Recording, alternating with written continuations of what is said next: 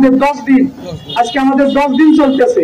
এই 10 দিনে গাজীপুরের যদি চিন্তা ভাবনা করেন, সারা বাংলাদেশের যে অবস্থা হয়েছে, গাজীপুরের যে জুলুম অত্যাচার হয়েছে, সেই তুলনায় গাজীপুরে এখনো আওয়ামী লীগের নেতা কর্মীরা, আওয়ামী লীগের ছাত্রলীগ, যুবলীগের নেতারা এখনো তার মায়ের কোলে আছে বলে আমি মনে করি।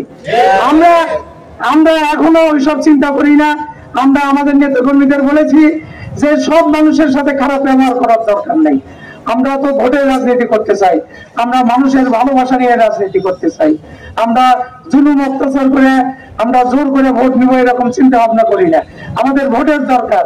আজকে যদি 50% যদি আওয়ামী লীগ থাকে, আওয়ামী লীগের মধ্যে 5%, 10% দুর্বৃত্ত থাকতে পারে, দুষ্কৃতিকারী থাকতে পারে, কিন্তু বাকি লোকজন তো ভালো, তাদেরকে আমাদের দলে টানতে হবে।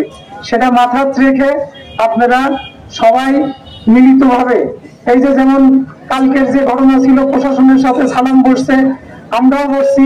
আমি আসতে পারি না, কিন্তু ক্যাপ্টেন সাহেব আমাকে নিজে রিং দিছে যে আপনাদের যেটা সমস্যা আপনাদের মধ্যে না, এই আওয়ামী লীগের সমস্যা ঘটাবে বিভিন্ন মানে হিন্দু সম্প্রদায় যারা আছে তাদের গির্জা মন্দির যাই থাক এগুলো ভাঙার চেষ্টা করবে।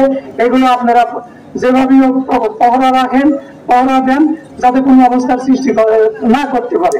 আমার নেতা কর্মীদের নির্দেশ ছিল এবং তাদেরকে অবশ্যই ধন্যবাদ জানাচ্ছি যে ইনশাল্লাহ গতদিন ভালোভাবে গেছে এবং আমরা আশাবাদী যে আমাদের বিএনপি, ছাত্র দল, যুব দলের নেতা কর্মী যারা আছে তারা অন্তত পক্ষে আপনারা এই পুলিশি প্রহরায় সমস্ত কিছু যার যার এলাকায় যে অবস্থান আছে, কারো বাড়িতে যাবেন না, কোনো দোকান ভাঙবেন না, শান্তি শৃঙ্খলা বজায় রক্ষার্থে আপনারা চেষ্টা করবেন।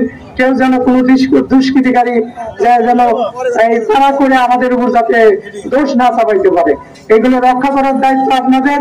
এবং তার মানে এই না যে যারা আওয়ামী লীগের দুর্বৃত্তায়ন করছে, আপনাদের জানা আছে সবারই, এটা নাম বলার দরকার নাই, তারা কোনো অবস্থাতেই যাতে রেহাই না পায়, তারা যাতে গ্রামে না থাকতে পারে, এগুলো দেখার দায়িত্ব আপনাদের।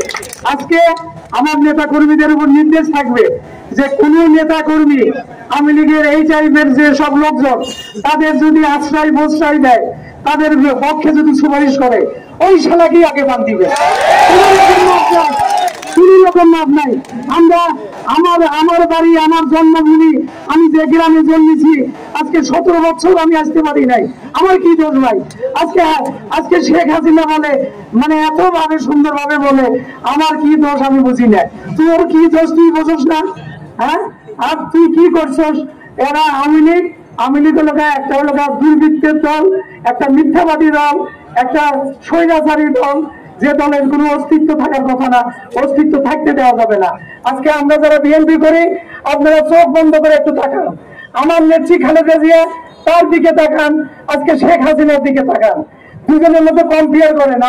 আমাদের বলতে হবে না, দুজনের মধ্যে কম্পেয়ার করেন, দেখবেন আপনাদের অন্তর্দৃষ্টিতে দেখবেন যে কে ভালো কে মন্দ। আজকে যদি